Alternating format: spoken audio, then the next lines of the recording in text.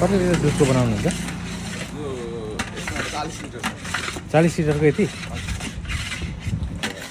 40 litre दुध कति KG बन्छ यसबाट? 8 केजी त भन्छ भाइ 8 केजी बन्छ दिनमा कति केजी बेच्नुहुन्छ? अच्छा भाइ 40-50 केजी 40-50 केजी नै बिक्छ सबै दुधै त हो यो सबैको बनाउनुहुन्छ अहिले? यता त्यो हालिसकेको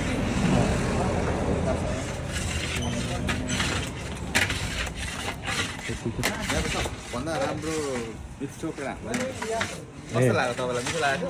मिठो लाग्छ अस्ति त्यो यो के नाम चाहिँ यो आलिया बाबा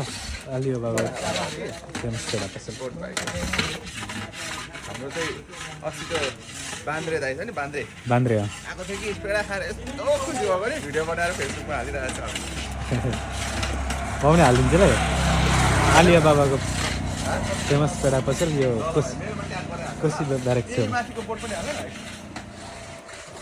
अलिक पर गएर बारा बाबाको फेमस पेडा भन्दा